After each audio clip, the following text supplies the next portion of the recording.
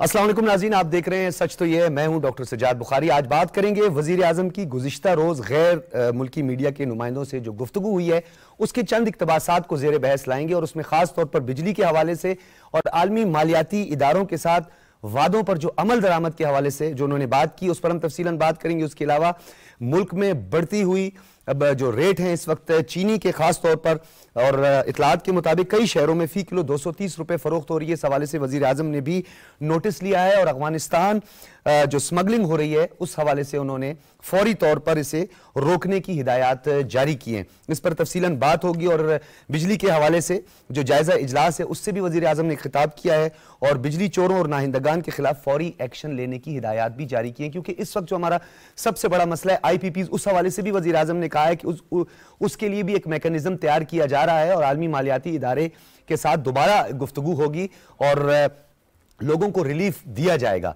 लेकिन जो इस वक्त हमारा प्रॉब्लम है, जो सबसे बड़ा क्राइसिस है, जो फूड इन्फ्लेशन हमारी जो बढ़ती जा रही है और उसमें फिर रूरल इन्फ्लेशन, उसको किस तरह उस पर काबू पाया जा सकता है। जो हमारा एडमिनिस्ट्रेटिव इंफ्रास्ट्रक्चर है उसकी ज़बूं हाली अब आपके सामने आया है और उस पर अब हम क्या लगी लिपटी बात करें कि हमने अपने इंतजामी जो नकाइस हैं उनको दूर करना है, कैसे दूर किया जाए, इस हवाले से तजावीज़ भी होंगी, उस पर हम तफसीलन बात भी करेंगे। इस्लामाबाद स्टूडियोज़ में जो मेहमान है सबसे पहले उनका तारुफ करवाते चलें। खुर्रम हमीद रोकड़ी साहब हमारे साथ मौजूद हैं, किसी तारुफ के मोहताज नहीं है जी, रहनुमा तहरीक-ए-इस्तेहकाम पार्टी। बहुत शुक्रिया आपकी तशरीफ आवरी का रोकड़ी साहब। उनके हमरा मौजूद हैं आगा इकरार हारून साहब, हंसता मुस्कुराता चेहरा, सीनियर साफ़ी और तज्जियाकार और मेरे बड़े पुराने साथी। बहुत शुक्रिया आपका भी आगा साहब तशरीफ आवरी का।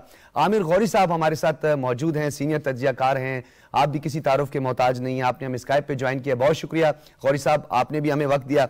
हम रोकड़ी साहब आपसे गुफ्तगू का आगाज़ करेंगे। बड़े नशेब व फराज से पाकिस्तान गुजरा और पिछली हुकूमत की अगर हम बात करें, यानी वो जो 3.5 साल जो इस मुल्क पर जुल्म ढाया गया, बार बार ये दावा किया गया कि जी हमने कचकोल तोड़ देना है, हमने जो IMF है उसके साथ वो कंडीशनैलिटीज़ पर या उन मुआहदों पे साइन नहीं किया जिससे अवाम को, यानी बेनिफिशरी अवाम होगी, लेकिन बदकिस्मती से अवाम बेनिफिशरी नहीं बल्कि अवाम पर ही जुल्म ढाया गया।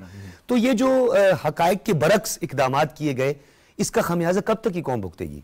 उस वक्त तक भुगतेगी जब तक हम इस सिस्टम से बाहर नहीं निकले। यानी जो राइज तरीका है पॉलिटिक्स है हमारा, जिसमें झूठ, अहलियत का फुकदान, करप्शन की भरमार और तमाम उन लोगों की फैसिलिटेशन के जिन्होंने बहुत ज़्यादा पैसा कमाया हुआ है और उन्हीं के लिए रास्ते खुलेंगे, वही दोबारा इसी जगह पर आएंगे और वो यही गेम खेलेंगे, फिर एक दूसरे पर इल्ज़ाम फेंकेगा, दो मिलके एक पर फेंकेंगे। ये एक जो सिस्टम बना हुआ है, इस नेक्सस का टूटना बहुत ज़रूरी है। जब तक ये नहीं टूटता तो यही एक किस्त है जो अगली दफा फिर चलेगी, फिर चलेगी, फिर चलेगी और करते करते हम आज जिस स्टेज पर पहुंच गए। आपने बात शुरू की चीनी से। अभी देखें, होर्डिंग जो है ये कदीम बिजनेस है पूरे पाकिस्तान का, कदीम। क्रॉस बॉर्डर होर्डिंग एक रूरल होर्डिंग दूसरी, जो अर्बन है वो तीसरी, इवन प्रोविंस टू प्रोविंस चौथी, और फिर ऐसे माफियाज हैं जिनको सरपरस्ती हासिल होती है हुकूमत के अंदर बैठे हुए तमाम अहबाब की। कराची के अंदर मौजूद हैं, फैसलाबाद में मौजूद हैं, मुख्तलिफ जगहों पे मौजूद हैं, जो नब्ज को जानते हुए उससे पहले होर्डिंग को स्टार्ट कर देते हैं और उनका ऐसा सिस्टम नीचे ट्रेवल करता है कि एक वांडा, जिसको हम गांव कहते हैं, वहां पे एक छोटा सा दुकानदार से लेके बड़े से बड़ा ताजिर जो बैठे हुए हैं, दे डू इट प्रॉपरली और एक बिजनेस है। और उसकी वजह यह है कि आपने कहा कि एडमिनिस्ट्रेटिवली हम उनको काबू क्यों नहीं कर पा रहे, क्योंकि उनके लिए जायज सजाएं नहीं है, उनके लिए जो जुर्मान बहुत एग्जीक्यूशन दूसरा एक बहुत बड़ा, उनके लिए सजाएं नहीं है, जुर्माने। और होता क्या है, एक होर्डिंग में पकड़ा गया, 500 बोरी उसकी पकड़ी गई, वो फौरन भागा MNA के पास और जिसने 500 बोरी रखी है वो खर्चे भी कर रहा है और वो किसी न किसी तरीके से असिस्टेंट कमिश्नर को प्रेशर दिलवा के, अगर प्रेशर असिस्टेंट कमिश्नर ने बात ना मानी तो असिस्टेंट कमिश्नर चौथे दिन तब्दील होगा, क्योंकि उसने जाके CM को कहना है कि मुझे ये बंदा नहीं चाहिए, ठीक है, क्योंकि ये मेरी बात नहीं मानता। अब इस बात की तहकीक कोई नहीं करेगा कि तू मुजरिम की पुष्टपनाही करने वाला जुर्म की बात कहने वाला, अपने इदारों को कमजोर करने वाला शख्स है, और इस तरह से एक असिस्टेंट कमिश्नर जवान पोस्ट आउट हो जाएगा। अब जब अगला आएगा तो वो कहेगा भाई पिछले वाला 500 बोरी उसने इसकी नहीं मानी थी, मैं इसकी हर बात मानूंगा तब रह सकता। तो कैसे रोकड़ी साहब, ये जो हमारा एक टिपिकल माइंड सेट है, अब देखिए एक नए जहद का आगाज हो चुका है, पूरी दुनिया में जिद्दत आ चुकी है, अब डेमोक्रेसी के सुनहरे जो उसूल हैं उस पर अमल दरामद होता हुआ नजर आ रहा है, लेकिन हमारा पॉलिटिकल कल्चर वही हमारा एक माइंड सेट के जी हमने वो ट्रांसफर्स हैं, पोस्टिंग हैं, इंतजामी जो हमारा नक्शा हमने खींचा हुआ है वही पुराना। तो ये कैसे सिलसिला चलेगा? ये दावों तक रहेगा बस? एक ही हल है, कड़ा एहतिसाब कबल अज इंतखाब, और बिला इम्तियाज और जिसे कहते हैं ना उधेड़ के रख दिया जाए, चाहे मेरी पार्टी है चाहे किसी भी पार्टी है, उन तमाम पार्टीज में जो जो जुर्म करने वाले लोग हैं, चाहे जहां पर भी, और क्या हमें मालूम नहीं है इस जदीद दौर में कि कौन क्या करता है, एक बहुत कड़ा एहतिसाब। और इसका सबसे ज्यादा फायदा किसको होगा? पॉलिटिकल पार्टीज को, क्योंकि इस वक्त तक पॉलिटिकल पार्टीज में जो राइज कल्चर है वो ये है कि मोअज़्ज़िज़ वो ये जिसके पास जितना पैसा है, ना अहलियत, ना काबिलियत, ना फकाहत, ना जहानत, ना उसकी कोई भी खूबी काउंट नहीं करती। अगर उसके पास बहुत ज्यादा पैसा है तो वो पार्टी के अंदर मौजूद है, और जुर्रत है पार्टी लीडरशिप की कि उससे हटा के देख सर स्टेटस को का खात्मा, पावर पॉलिटिक्स का खात्मा नहीं हो सकता। ग्रास रूट लेवल से जो है चुनाव और इंतखाब, नहीं ये सारी कहानी है। ग्रास रूट लेवल वाले उसी तरह ग्रास रूट लेवल के ऊपर घास की सूरत में खत्म हो जाते हैं।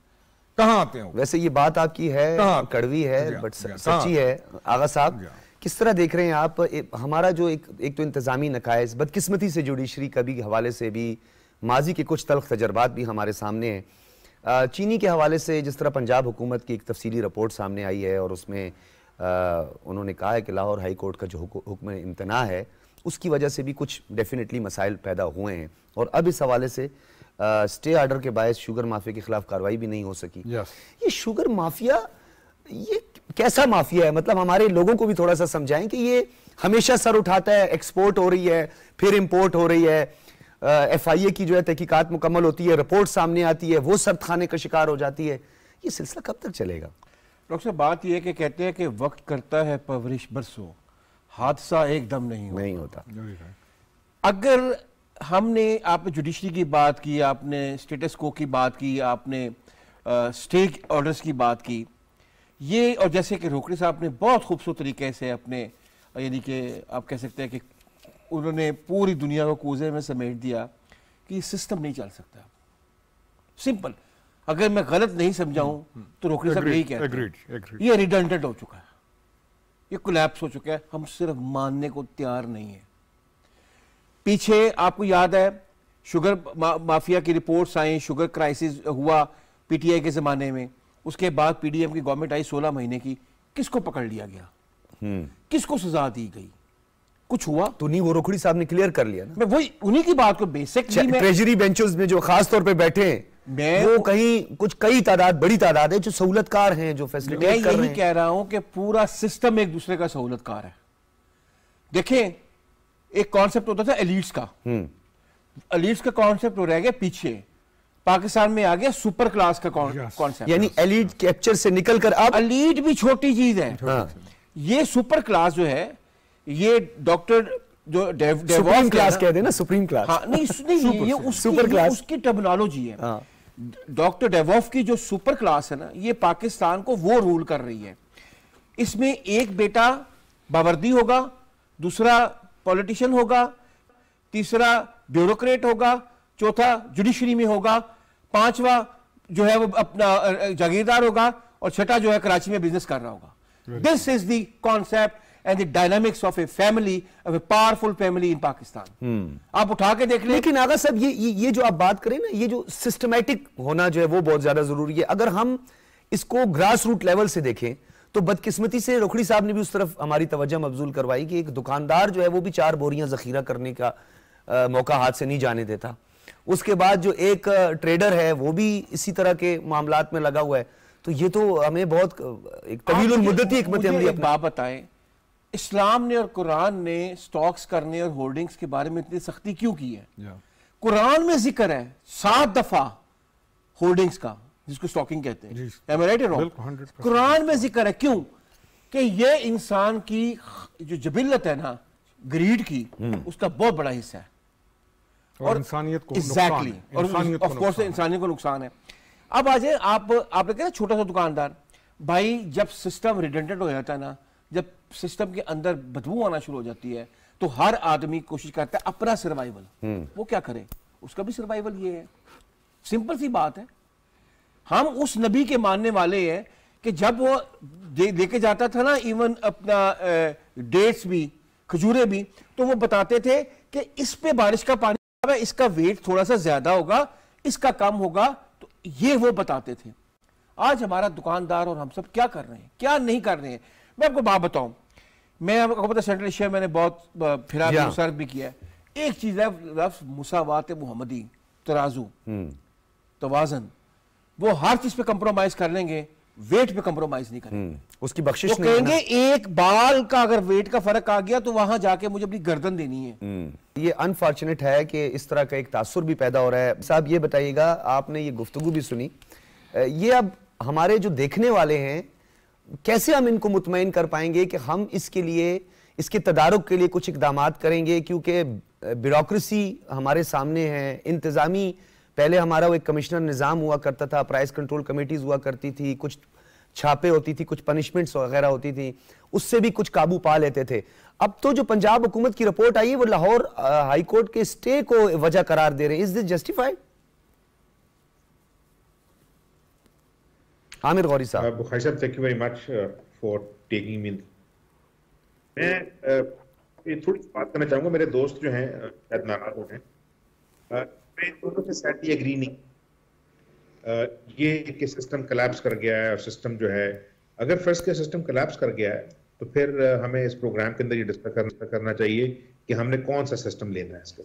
लेकिन अगर कवानीन जो है वो 1860 के अंग्रेज के जमाने में चलते हुए 70 साल तक उन्होंने इस इलाके को चलाया, वो 70 साल हम चलाने की कोशिश कर रहे हैं, तो वो 70 साल जो है वही कानून जो है वो किस तरह चल रहे थे, उन्हीं सजाओं मुआशरा क्यों अपने आप को अपने डिलीवर कर रहा था। 1970s तक वही कवानीन मौजूद थे, क्यों बाय एंड लार्ज डिलीवर कर रहा था। सवाल ये है कि सिस्टम कोलैप्स नहीं करता, लोग कोलैप्स कर जाते हैं। उनकी जो मॉरल वैल्यूज हैं वो कोलैप्स कर जाते हैं, उनकी सोसाइटल वैल्यूज कोलैप्स कर जाती हैं। देखें, सिवियरिटी ऑफ द पनिशमेंट कभी जो है ना वो हल नहीं होता कोई चीज।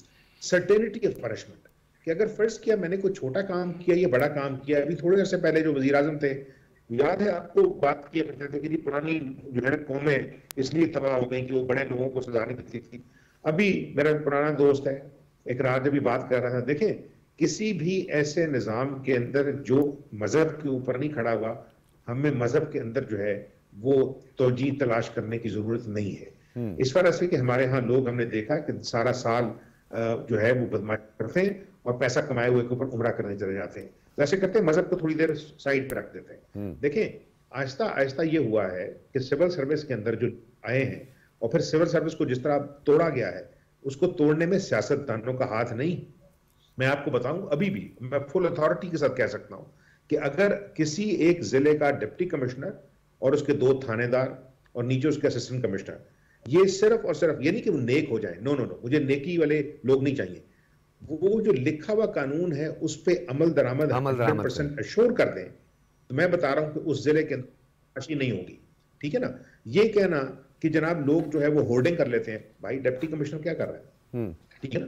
अगर अंग्रेज डिप्टी कमिश्नर जो है सर वो कैपेसिटी इश्यूज की बात करता है, सर वो कैपेसिटी इश्यूज की बात करता है, वो इंतजामी तौर पर कैपेसिटी इश्यूज की बात करता है।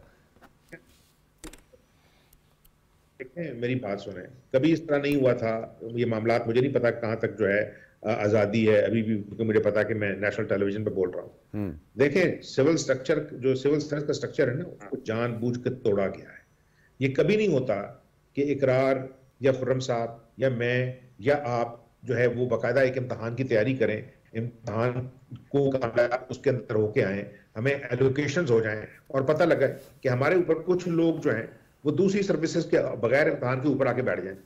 और वो क्या करेंगे, वो 3 सर्विसेज में जाएंगे, या वो डीएमपी में जाएंगे, या वो फॉरेन सर्विस में जाएंगे, या पुलिस सर्विस में जाएंगे। ओ भाई, रेलवे में भी जाओ, ऑर्डिनेंट अकाउंट्स में भी जाओ, मिलिट्री लैंड कंटोनमेंट बोर्ड में भी जाओ, ठीक है ना? नहीं, इसका मतलब है रियासत का जो ग्रैब है इलीट ग्रैब नहीं है। सियासतदान तो बेचारे, मैं यकीन करें, उन बेचारों ने जितने आए हैं इस मुल्क में, बदनामी के भी और बाकी सारे भी, यस, उसके अंदर जो लोग बड़े होते जा रहे हैं ना, वो सियासतदान नहीं है। वो ये जो बात कर रहा था ना इकरार कि वो इलीट ग्रैब जो है कि आज से अब 70s तक ये लोग इलीट जो है ना आपस में मिलते नहीं थे। हमने नहीं सुना था कि जो है वो एक किस्म के एलीट के बच्चों की शादियां दूसरी किस्म के एलीट में हो जाएं। नो, अब वो जो है वो जो 22 खानदान थे, अब वो 500 खानदान होंगे। लेकिन सवाल ये है कि यकीन करें, मैं फिर वो दोबारा कहूंगा, इसी इलाके का असिस्टेंट कमिश्नर जो है ना, तबादला हो जाएगा ना, वो क्या होगा? वो बैग उठा के अगली तहसील में चला जाए, अगले जिले में चला जाए डिप्टी कमिश्नर। लेकिन जब तक लिखा हुआ कानून जो है ना उसकी एप्लीकेशन नहीं होगी। ये आप मुझे बताएं ना कि जो जिन मुल्कों में यही कानून चल रहे हैं, जहां सिविल सर्वेंट जो है उसको दो चीजें समझनी है। नंबर एक कि he has to be civil and he has to be servant. किसी जुबान में सिविल सर्वेंट का ट्रांसलेशन जो है वो अफसरशाही नहीं हो सकता, ठीक है? और इन्हें ये जानना है कि ये रियासत के मुलाजिम है, लोग के मुलाजिम नहीं, ठीक है ना? ये आपने गुफ्तगू के दौरान अपने गौरी साहब, आपकी गुफ्तगू के कई ऐसे पहलू हैं जिससे मैं इत्तेफाक करता हूं, उसको आगे भी बढ़ाऊंगा। और खास तौर पर ये जो आपने सिविल स्ट्रक्चर की है, ये हमारा एक बहुत बड़ा इशू है, इसे हम नजरअंदाज या हम पसे पुश्त नहीं डाल सकते। इस पर हमने मजीद भी बात करनी है एक ब्रेक के बाद।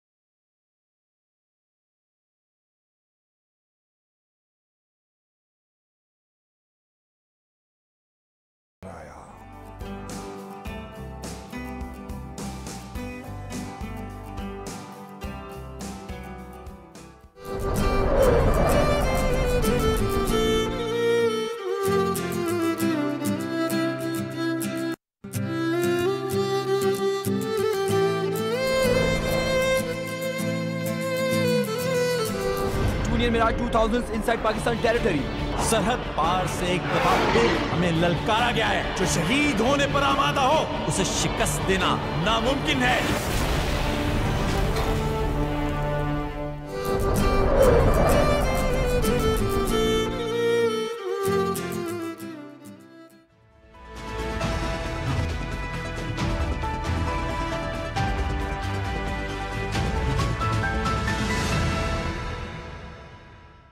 वेलकम बैक नाज़रीन। हम बात कर रहे थे सिविल स्ट्रक्चर की और गौरी साहब ने बड़ी एक इंटरेस्टिंग बात की। मैं चाहता हूं कंक्लूड करें फिर हम आगे बढ़े।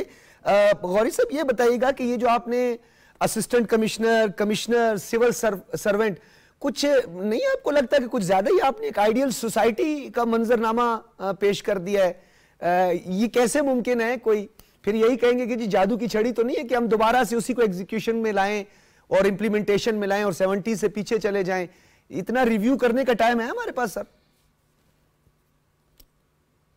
गौरी साहब ने एक बात की थी कि जो जॉब जिसको मिली है अगर उसकी मैं ये कह रहा हूं डॉक्टर साहब कि जो बात रोकड़ी साहब ने कही थी ना बड़ी जबरदस्त, कि अगर जो जॉब जिसको मिली है उसकी वो अहलियत नहीं है तो यकीन करें वो बेड़ा गर्क कर दे सारी चीजों का। आप मुझे बताएं ना कि ऑक्सफोर्ड और कैम्ब्रिज से निकले हुए अंग्रेज जो हैं 1860s 1870s में जब वो आए थे यहाँ पे हुकूमत करने, तो उन्होंने यहाँ की ना सिर्फ जुबानें सीखी थी, इन्होंने तौर तरीके सीखे थे, उन्होंने जो सिविल स्ट्रक्चर था उसको सीखा था, कौन वडेरा है, कौन कमी है, कौन चौधरी है, किसको चौधरी बनाना है, सारी चीजें सीखी थी ना। उन्होंने इस मुल्क को चलाया यहाँ पर बैठ के 90 साल। मसला ये है कि हमारे यहाँ अब जो लोग हैं जो सिविल सर्विस में, वो बेचारे वो नौकरी करने नहीं आते, वो सिर्फ इसलिए आते हैं कि अपने से ऊपर वाले को सलाम करेंगे, उससे बेनिफिट लेने की कोशिश करेंगे और अपने से नीचे वाले को जो है ना वो लेतर मारेंगे। और इस वजह से आप ये देख लें कि जो अदालतें हैं, जो महकमे हैं, उसमें आम आदमी की एक्सेस अब नहीं है, ना उसको वो लिखा हुआ कानून समझ में आता अंग्रेजी के अंदर, ठीक है ना उसको ये पता लगता कि अदालतों में उसके जो वकील उसको पेश कर रहे हैं वो जुबान नहीं समझता जो केस लेके गया होता है। ये चीज जो है ना, आप उसको छोड़ दें कि ये ठीक होता है या नहीं होता, ये लंबी गेम है, ये एकदम ठीक नहीं होगी, क्योंकि 70 साल में खराब हुई है, इंशाल्लाह 70 साल में ठीक होगी। ये बताइएगा सर वन लाइनर, ताकि फिर हम इसमें मजीद कुछ चीजें एडिशनल, एक सिर्फ इसमें मैं चीज ऐड करना चाहूंगा सर। आवाम देख रही है, यानी हम अभी किसे मौरूद इल्जाम ठहराएं, यानी निगरान वजीर आजम तो अपनी कैपेसिटी के अंदर तमाम इकदाम कर रहे हैं, इजलास भी बुला रहे हैं, फौरी इकदाम, बॉर्डर मैनेजमेंट पर हमारे कई सवालात हैं, स्मगलिंग पर हमारे कई सवालात हैं, माल मवेशियों की स्मगलिंग पर हमारे सवालात हैं, हम नहीं होने देंगे। सर ये तो आगा साहब ने जो कहा, पहली चीज आगा साहब गए पार्टी की तरफ, मैं पार्टी की तरफ नहीं जा रहा हूं, मैं गौरी साहब की बात को और इन दोनों बातों को जोड़ता हूं। मैं जाता हूं रूल ऑफ लॉ पे, कानून मौजूद है, पार्टी अगर एक आदमी करता है अच्छी चीज है, अगर वो इतना नेक नहीं भी है और नेकी की वजह से अच्छाई नहीं कर रहा, तो वो एक शहरी है ना, एक मुल्क के अंदर रह रहा है, कानून है। इतनी इतनी दाढ़ियों वाले, 10-10 उम्रे करने वाले और बहुत सारे हज करने वाले होर्डिंग कर रहे हैं, तस्बीहां भी पढ़ रहे हैं, यानी ये लानत उनको लानत नजर नहीं आती। इसलिए मैं इसको पार्टी से नाराज ना होइएगा, मैं पार्टी से नहीं जोड़ते नहीं, मैं पार्टी से नहीं जोड़ता हूं। आई गो टू व्हाट द कानून इज। आगा साहब ने जो बात की कि ब्यूरोक्रेसी या वो उसको कसूरवार नहीं, मैं नहीं ठहराता हूं, मैं ठहराता हूं कसूरवार हुक्मरान को। ये जो करप्शन ट्रायंगल है, यस, ये मैं बिल्कुल मैं एग्रीड करता हूं, क्योंकि इसमें मौरूद इल्जाम आप उसी को ठहराएंगे, मैं नहीं ठहराता, जिनके पास मैंडेट है सर। मैं ठहराता हूं हुक्मरान को। अगर उस हुक्मरान को सिर्फ और सिर्फ मालूम ही ना हो किसी काम का और उसकी सारी पॉलिटिक्स इस पर हो कि मैंने ड्राइवर चेंज कराना है, मैंने पटवारी चेंज कराना है, मैंने इसको यहां लगवाना है, और विंडिक्टिव हो, हमारी जो पॉलिटिक्स है, मैं पॉलिटिशियन हूं और मैं ग्रास रूट लेवल से, आपको मालूम है, पॉलिटिक्स करता ऊपर आ रहा हूं, हमारा पॉलिटिशियन विंडिक्टिव है, उसको किसी चीज से लेना देना नहीं है, वो सिर्फ और सिर्फ एक चीज जानता है, विंडिक्शन। अगर उसकी बात नहीं मानी तहसीलदार ने, उसका गलत काम एसी ने नहीं किया, उसका काम डीसी ने नहीं किया, वो भाग के जाएगा सीएम के पास, एक ग्रोह बना के इसको निकालें। नंबर 2, आ जाए स्टे ऑर्डर के ऊपर। पूरी हुकूमती मशीनरी को, पूरी हुकूमती काम को एक स्टे ऑर्डर रोक देता है। अब किधर जाएंगे आप? ये तो पंजाब हुकूमत की रिपोर्ट में नहीं है, पंजाब हुकूमत की रिपोर्ट क्या, हमारी जिंदगी हमारे खुद देखा है। एक स्टे ऑर्डर सर, एक 22A जो है, एक वो कानून जो है, अगर उसे पढ़ लें हम, 22A, एक स्टे ऑर्डर पूरे के पूरे चीज को जेपटाइज कर देता है। कानून भी गए, हुकूमत भी गई, एडमिनिस्ट्रेशन भी गई, हर चीज गई एक स्टे ऑर्डर के बाद। आप किधर जाएं आप? You are right. And another thing, हल क्या है सर? हल आपका एक स्ट्रॉन्ग एडमिनिस्ट्रेटिव गवर्नमेंट है, एक अथॉरिटेटिव गवर्नमेंट है, और पुराना जो पॉलिटिकल सिस्टम है इसको रैप अप करके फेंकने की जरूरत है sir. This will become by one thing, इसको एक चीज पे होगा, ये होगा ऐसे कि आप कवानीन को इतना सख्त कर देंगे और इंतखाब से कबल अगर आपने एक बेरहम तो नहीं, दुरुस्त अदल पर कड़ा एहतसाब कर दिया और एक बहुत बड़ा सिस्टम को ठीक कर दिया, अक्रॉस द बोर्ड काम ठीक हो जाएगा। वैसे रोखड़ी साहब की गुफ्तगू, अल्लाह करे ये शर्मिंदा ताबीर हो और हम भी देखें, और मैं कहता हूं हम देखेंगे। आगा साहब, यानी जुडिशरी के हवाले से उसके इंडेक्स, वर्ल्ड इंडेक्स जो है, और जो हमारे जस्टिस का है, अब क्या उस पर हम लंबी चौड़ी बात करें। फिर rule of law, supremacy of law, supremacy of constitution, दावे ये हो जाएगा, वो हो जाएगा, हम पटवारी निज़ाम बदल देंगे, हम कमिश्नरी निज़ाम को ये कर देंगे, हम जो है ब्यूरोक्रेसी को जो है वो कंट्रोल कर लेंगे। ये दावों तक ये बात रहती है। कंक्लूड कीजिएगा कि अब चीनी का मामला जो है वो सर उठा रहा है और इस पर जो है दावे हो रहे हैं। सर देखिए, मैं अगर गलत नहीं हूं तो करीबन 600 अरब रुपए के जो केसेस है टैक्सेशन के, वो कोर्ट्स में पड़े हुए हैं और उनके ऊपर जो है वो स्टे ऑर्डर्स आए हैं। 600 अरब रुपए के केसेस हैं। मुझे एक बात बताइए कि सिविल जज तक तो एक सिस्टम था पीसीएस का कि आप एक पेपर दे के, एग्जामिनेशन दे के, एक इंटरव्यू दे के सिविल जज बनते हैं। सेशन जज भी यहां तक इसी तरह ही है।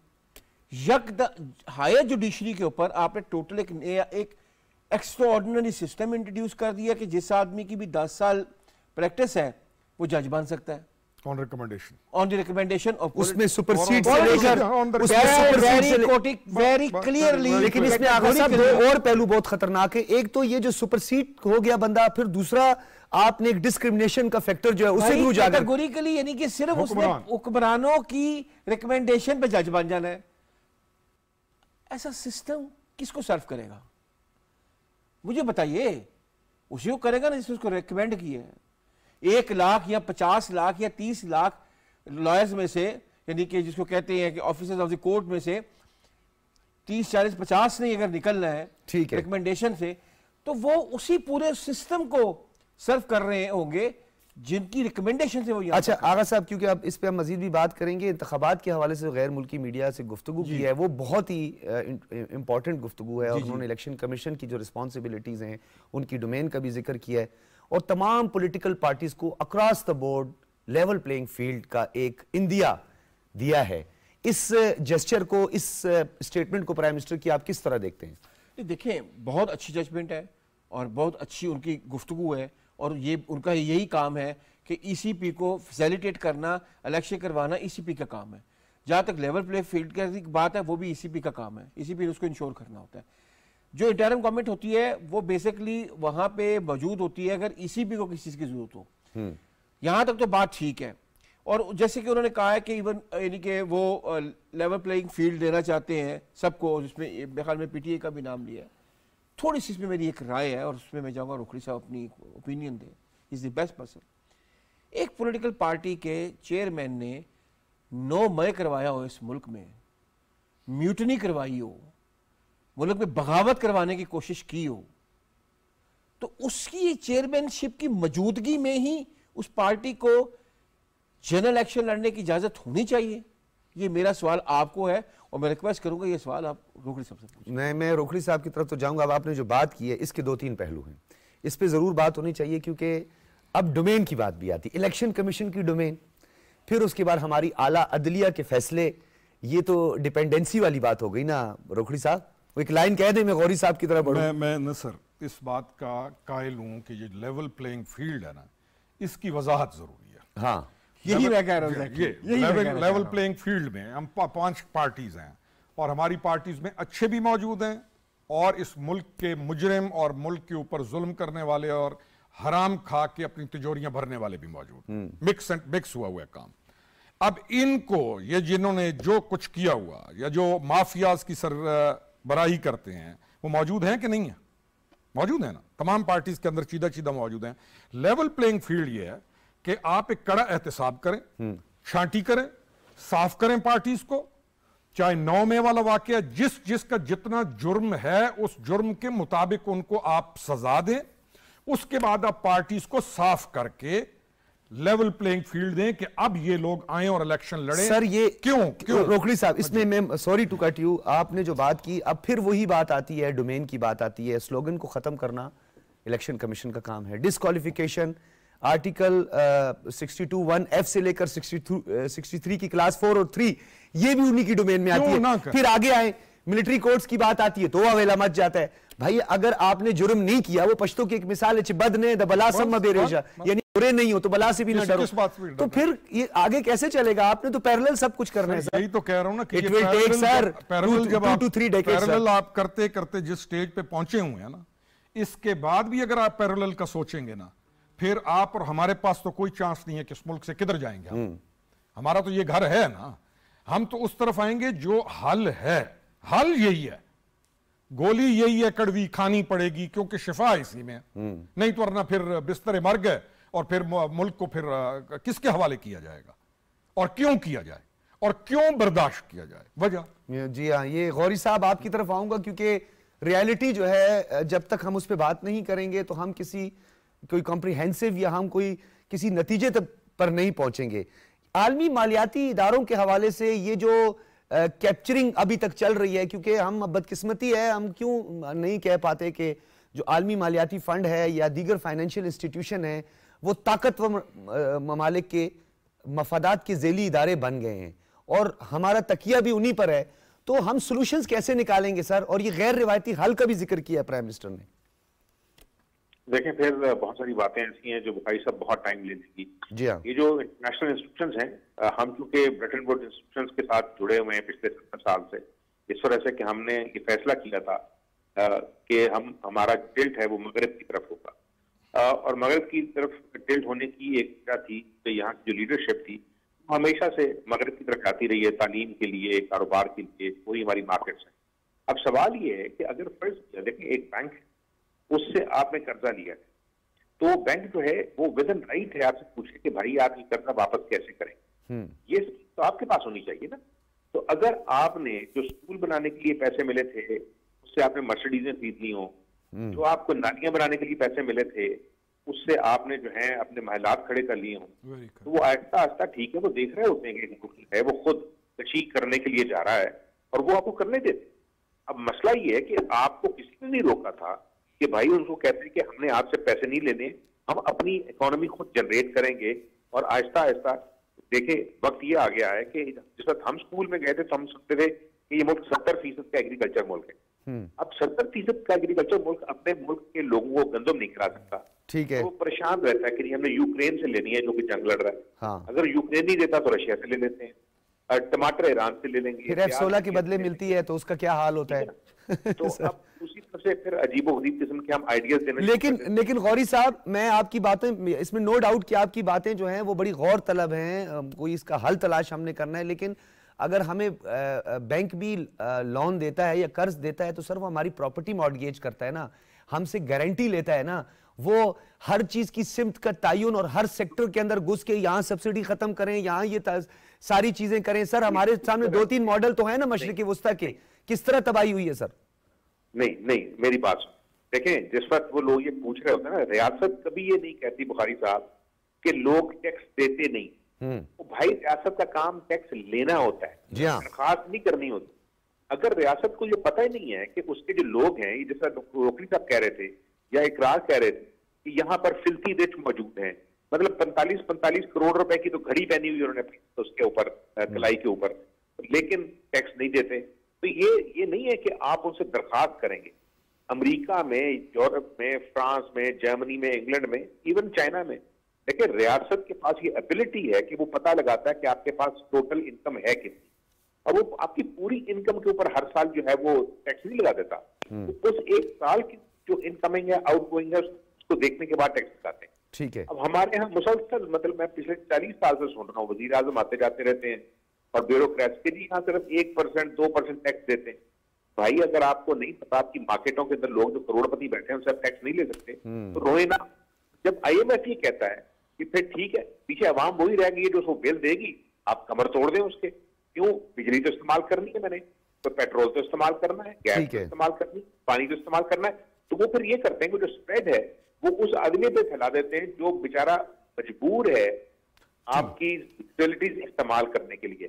कल जो लोग, फर्ज किया अगर मैं कहीं गांव में रहता हूँ, वैसे रोकड़ी साहब के साथ रहता हूँ, कहीं भैया इकरार और मैं कहीं घर बना लेते हैं, हमारी छत इतनी बढ़िया, हमारी इकोनॉमी इतनी है कि हम उसके ऊपर जो है वो सोलर के पैनल लगा लेते हैं। मैं ऑफ ग्रिड हो जाता हूँ, मेरे लिए इशू नहीं है मसला बिजली का। मैं कल चीनी पीनी बंद कर देता हूँ, मेरे लिए इशू नहीं है कि चीनी की कीमत कितनी है, ठीक है ना।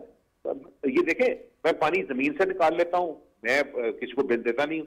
सवाल ये है कि रियासत जो है, असल चीज ये कि रियासत के चलाने वाले वो रियासत चला सकते हैं, रियासत चलाने वाले, रियासत और रेवेन्यू के हवाले से जो है ये नुक्ता आपका, इसको भी मैं आगे बढ़ाऊंगा। रोकड़ी साहब एक ब्रेक का मुझे कहा जा रहा है, एक ब्रेक लेते हैं। रेवेन्यू के हवाले से कि ये हमारा रेवेन्यू टारगेट, क्योंकि अभी भी एक मोहतात अंदाजे के मुताबिक एक खदशा मौजूद है कि 100 से 150 अरब का एक डेफिसिट आ सकता है, क्योंकि जो रेवेन्यू टारगेट, ये जो 9 मंथ का जो $3 बिलियन का जो हमारा एग्रीमेंट है जो IMF के साथ बेल आउट है, स्टैंड बाय, इसमें कुछ हमें ये प्रॉब्लम आ सकती है। लेकिन रेवेन्यू टारगेट में सिर्फ एक आम सारिफ ही नहीं, कहीं पे हमारा जो टैक्स कलेक्ट करने वाले हैं, रेवेन्यू, प्रॉपर्टी, एक्साइज, कस्टम, वहां पर भी बहुत सारे मसाइल हैं, इस पर भी हम बात करेंगे। और अफगानिस्तान के हवाले से जो प्राइम मिनिस्टर ने बड़ी एक अहम बात की है दहशतगर्दी को लेकर, क्योंकि दहशतगर्दी जब तक ख़त्म नहीं होगी तब तक हमारी इकॉनमी बेहतर नहीं होगी, जब तक हमारी इकॉनमी बेहतर नहीं होगी एक आम आदमी सफ़र करेगा। हमने आम आदमी का सोचना है, क्या सोचना है, इस पर बात करेंगे एक ब्रेक के बाद।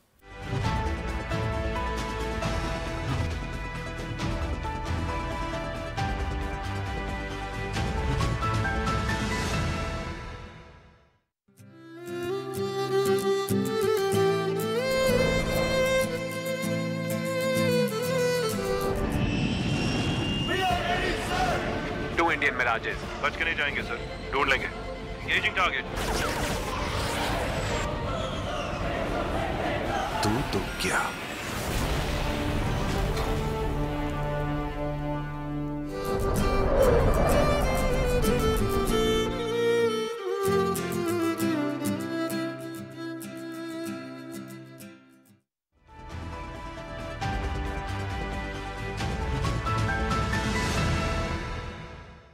वेलकम बैक नाज़रीन। वज़ीर आज़म ने अफगानिस्तान के हवाले से बड़ी अहम बात की। उन्होंने कहा जो असला छोड़ा गया वहाँ पे इस वक्त उसकी बड़ी बात हो रही है, जो हार्डवेयर और जो वेपन्स और ख़ास तौर पर जो जिद्दत और जदीद जो असला है उसका इस्तेमाल किया जा रहा है, वो दहशतगर्दों के हाथ लग चुका है। और उन्होंने ये भी कहा है कि इनकी सलाहियत में इजाफा हुआ है। ये जो टेररिज्म की हम बात करते हैं, क्योंकि अनवारुल हक काकड़ साहब जो प्राइम मिनिस्टर हैं इस वक्त, उनका ये सब्जेक्ट भी रहा है, उन्होंने बहुत इस पे काम किया है और बलूचिस्तान के डायनामिक्स को भी वो अच्छी तरह समझते हैं, क्योंकि जो हमारी हॉस्टाइल इंटेलिजेंस एजेंसीज हैं उनमें ज़्यादातर जो है वो उनकी बैटल फील्ड खुदा न ख्वास्ता जहन बनाए हुए वहाँ पे बलूचिस्तान में ही काम कर रहे हैं। तो अफगानिस्तान को लेकर उन्होंने जो बात की है, इस खतरे से हम कैसे नबर आजमा होंगे, इसे कैसे हम काउंटर करेंगे? रुकनी साहब, हम नहीं करना। पहली चीज तो यह किसी और ने नहीं करना, हमने करना। अब इंटीरियर सिक्योरिटी अगर हमारी कहीं पर भी ब्रीच करती है या मसाइल का शिकार होती है तो कौन सी फॉरेन इन्वेस्टमेंट है जो आपके पास आएगी? नंबर वन, नहीं आएगी। हमारे अपने लोग कितने इनसिक्योर हों, उनकी जिंदगियां जो प्रॉब्लम में हों वो क्यों हों, नंबर टू। और नंबर थ्री, इनको फैसिलिटेट कोई भी करे, चाहे वो पॉलिटिकल एजेंडा के साथ करे, चाहे वो कोवर्टली करे, चाहे वो किसी तरीके से भी इनको फैसिलिटेट करे, उनका इलाज भी इनके साथ जरूरी है। ये बहुत आम नुक्ता है। मैं आगा साहब इस पर हम मुताबिक शोज कर चुके हैं, बात की हमने। इनका इलाज भी इनके साथ इतना ही जरूरी है, क्योंकि जो फैसिलिटेटर हैं, चाहे वो कितना ही वाइट कॉलर और कितना ही खूबसूरत बन के बैठा हो और वो इस जुर्म अजीम की फैसिलिटेशन कर रहा हो, जहां पे बलूचिस्तान इनसिक्योर कर रहा हो या केपी के अंदर अपने पॉलिटिकल मफादात को, इवल डिजाइन्स को प्रोवोक करने के लिए इनके साथ कहीं मेल जोल कर रहा हो, उसको तो किसी सूरत नहीं। सर, ये इसकी अमली जो है सबूत अगर हम कहें या इसको सॉलिड ग्राउंड की हम बात करें तो ये जो हमारी हाइब्रिड वॉरफेयर जिसकी हम बात करते हैं ना, ये digital war, psychological war, sir पता उसमें यही टूल्स हैं सर, यही टूल्स का इस्तेमाल आज भी हो रहा है सर। यकीन करें, हमारी और आपकी एज तक पहुंचने वाले जी शऊर आदमी को, जो इसके बारे में थोड़ा सा शऊर रखता है, उसको मालूम है कौन कहां खेल रहा है, कौन कहां खिलवा रहा है, कौन बिजली के बिलों के ऊपर इस वक्त कहां प्रोवोक कर रहा है, कौन कहां ड्रामा कर रहा है। अच्छा, ये मैं चाहूंगा इस पर आपकी, क्योंकि ये हमारे देखने और सुनने वालों के लिए ये खदशा भी मौजूद है कि ये जो प्रोटेस्ट करने वाले हैं, प्रोटेस्टर्स हैं, इसमें वो एक एलिमेंट भी शामिल है।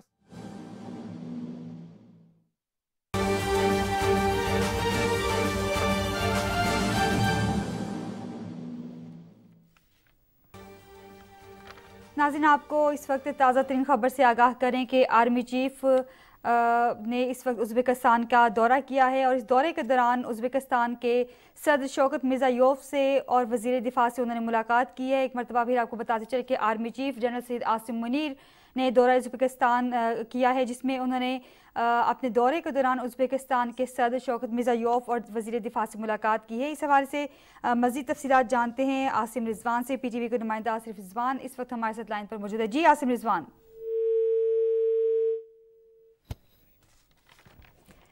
नाज़रीन, एक मरतबा फिर आपको ताज़ा तरीन खबर से मुत्तला करते चलें कि आर्मी चीफ सैयद आसिम मुनीर जो हैं वो दौरा उज़्बेकिस्तान के दौरे के दौरान उज़्बेकिस्तान के सदर शौकत मिर्ज़ायोव और वज़ीर दिफा से उन्होंने मुलाकात की है। और इस हवाले से हमें अब इससे कुछ देर बाद आसिम रिजवान PTV के नुमाइंदे हमारे साथ लाइन पर मौजूद होंगे और वो हमें इन मज़ीद तफसीलात से आगाह करेंगे। एक मरतबा फिर आपको बताते चलें कि आर्मी चीफ की उज़्बेकिस्तान के सदर और वज़ीर दिफा से मुलाकात हुई है। ये दौरा उज़्बेकिस्तान जो है army chief general Syed Asim Munir ने किया है और दौरा उज़्बेकिस्तान के दौरान उन्होंने सदर उज़्बेकिस्तान से मुलाकात की है और इसके साथ साथ वज़ीर दिफा से भी उनकी मुलाकात हुई है। नाज़रीन, इस वक्त आसिम मुनीर PTV के नुमाइंदा हमारे साथ लाइन पर मौजूद है। मज़ीद तफसीलात उनसे जानते हैं। जी आसिम रिजवान, हमें मज़ीद तफसीलात से आगाह कीजिएगा। जी, आज army chief general Syed Asim Munir जो कि जमहूरिया उज़्बेकिस्तान के 2 रोज़ा सरकारी दौरे पर हैं और उनके इस दौरे का मकसद जो है वो दोनों मुल्कों के फौजी और दिफाई ताउन को बढ़ाना है। दौरे के दौरान आर्मी चीफ ने उज़्बेकिस्तान के सदर जनाब शौकत मिर्ज़ायोव से और वज़ीर दिफा और chairman and secretary state security service Uzbekistan जो है उनसे मुलाकात की है। इन मुलाकातों के दौरान आर्मी चीफ ने बाहमी तरबीती ताउन और इंटेलिजेंस शेयरिंग को बढ़ाने पर भी जोर दिया। आर्मी चीफ ने उज़्बेकिस्तान की फौज की तरबियत के मेयार और इलाकाई सलामती के लिए उज़्बेकिस्तान की जो कोशिशें हों उनको भी सराहा। अपने नाज़रीन को पता चलें कि इन मुलाकातों से कबल जब वज़ारत दिफा आमद पर army chief general Asim Munir का पुरतपाक इस्तकबाल किया गया और चाको चौबंद दस्ते ने उज़्बेकिस्तान फोर्सेस के ने उन्हें गार्ड ऑफ ऑनर पेश किया।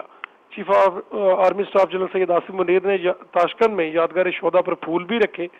हम अपने नाज़रीन को एक बार फिर बताते चले जिन्होंने अपने टेलीविजन सेट को भी ट्यून किया है कि army chief general Syed Asim Munir जो कि अपने 2 रोज़ा दौरा उज़्बेकिस्तान पर हैं, आजकल उज़्बेकिस्तान के दौरे पर हैं और उन्होंने अपने दौरे के दौरान उज़्बेकिस्तान के सदर और वज़ीर दिफा और chairman and secretary state security service से मुलाकातें की हैं और आर्मी चीफ के इस दौरे का मकसद दोनों मुल्कों के माबैन फौजी और दिफाई ताउन जो है उसको बढ़ाना है। आर्मी चीफ ने उज़्बेकिस्तान के सदर से और वज़ीर दिफा से अपनी मुलाकातों में बाहमी तरबीती ताउन और इंटेलिजेंस शेयरिंग को बढ़ाने पर जोर दिया और उन्होंने उज़्बेकिस्तान की फौज की तरबियत के मेयार और इलाकाई सलामती के लिए उज़्बेकिस्तान की कोशिशें जो हैं उनको सराहा है। और वज़ारत दिफा जब पहुंचे army chief general Syed Asim Munir Uzbekistan की तो उनका पुरतपाक इस्तकबाल किया गया और उज़्बेक फोर्सेस के एक चाको चौबंद दस्ते ने उन्हें गार्ड ऑफ ऑनर भी पेश किया और chief of army staff general Syed Asim Munir ने ताशकंद में यादगार शोहदा पर फूल भी रखे और हाजिरी दी। जी बहुत शुक्रिया आसिम रिजवान, हमें अपडेट कर रहे थे। नाज़रीन, PTV न्यूज़ से फिलवक्त इतना ही।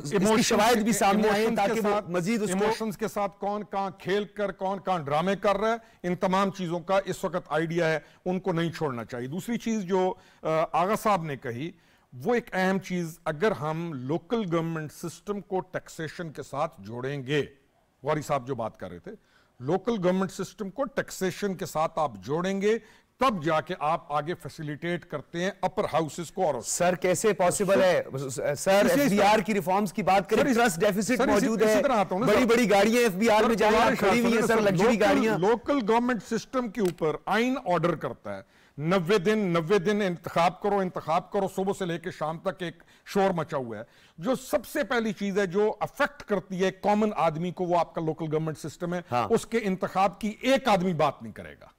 जो क्यों नहीं करेगा सर? वो जिगरा मांगता है। नहीं, जिगरा नहीं मांगता सर, वो नालियां पक्की करवाना ना सर, वो इसलिए नहीं करता कि वो असेंबली के अंदर बैठ के उस तमाम चीज को अपने पास रखकर उन फंड्स का इस्तेमाल करके कमीशन खा के उन लोगों को जलील और रसवा करके अपनी वो नेगेटिव। मैं भी यही कह रहा हूं ना सर, यही होगा कि वो जिगरे का काम है, वो किस तरह निचली सतह पर मुंतकिल करेगा इख्तियारात। तो तकलीफ है इन तमाम को, इन तमाम काम है ना उनके लिए। मुशर्रफ के दौर की सबसे जो बेहतरीन चीज थी जो आपको देगा, बेहतरीन local government system. Local government system इन्होंने से इसमें भी करप्शन का बड़ा एक उसका इलाज मौजूद है, उसका इलाज मौजूद, अकाउंटेबिलिटी सर इलाज मौजूद है, उसका इलाज मौजूद है। आप फिर कहें कि कल शादी ना करे कोई, बच्चे होंगे, भाई बच्चों के लिए कुछ ना कुछ करना पड़ेगा ना।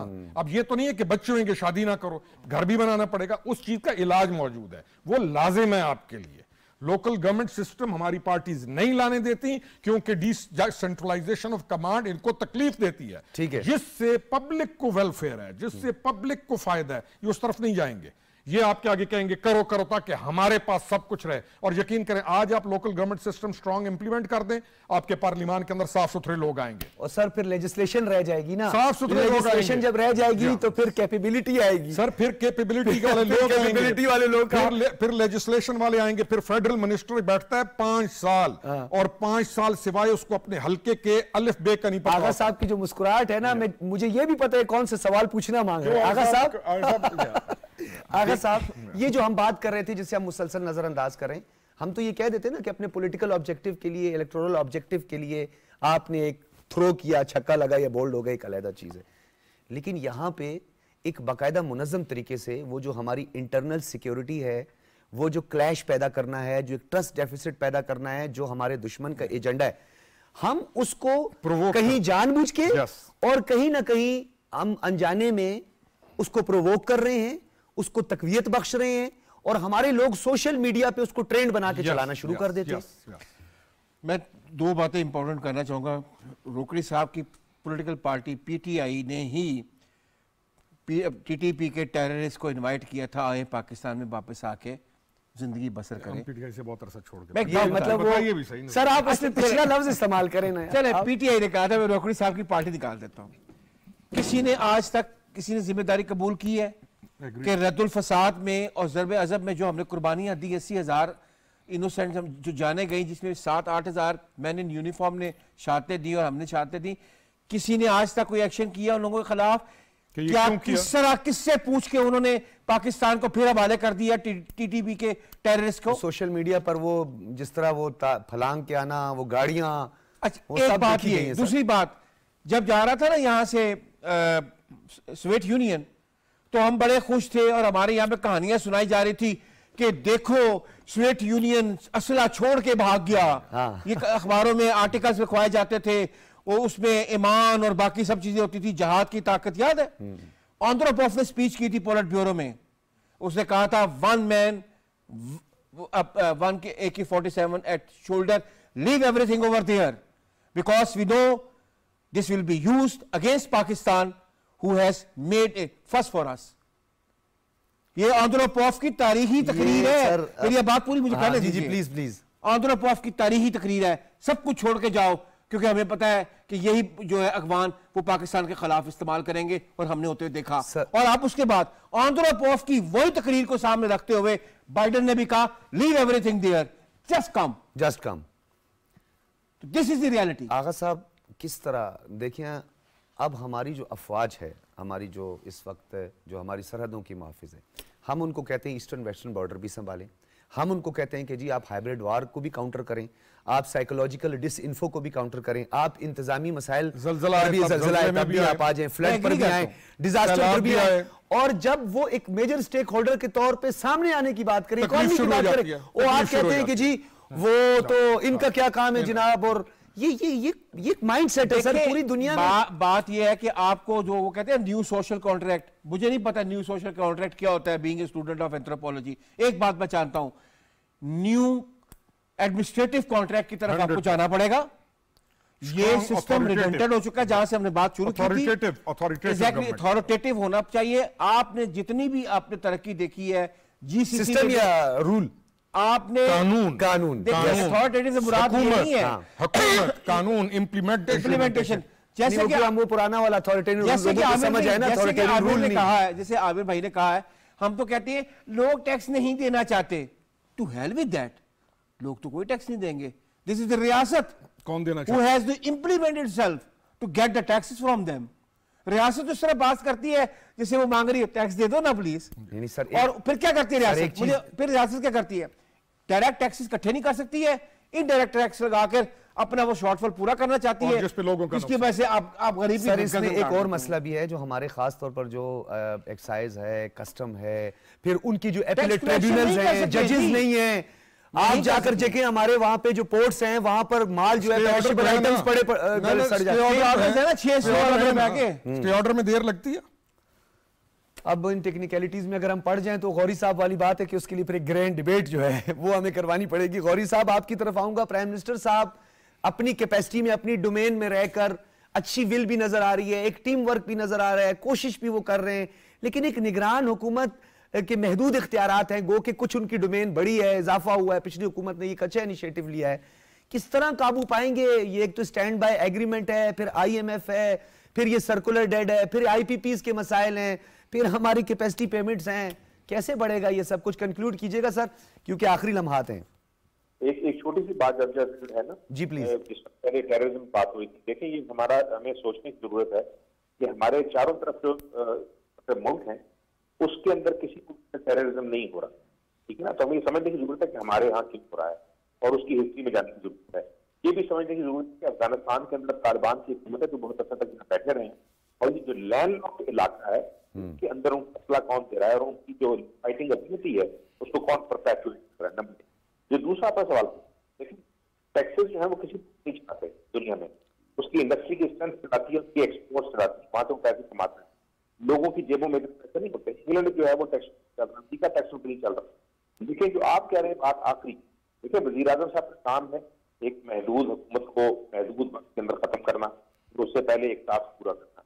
आई थिंक इस गवर्नमेंट का फोकस उस पर होना चाहिए कि जितनी जल्दी हो सके एक ऐसे तरीके से ये इलेक्शन करवा के जिसके ऊपर इल्जाम न लगे कि फिर ये पार्टी वो पार्टी की सपोर्ट उसकी सपोर्ट, अगर वो ये कर देंगे बाकी मसाइल देखें ना आज शुरू हुए हैं ना कल खत्म होंगे।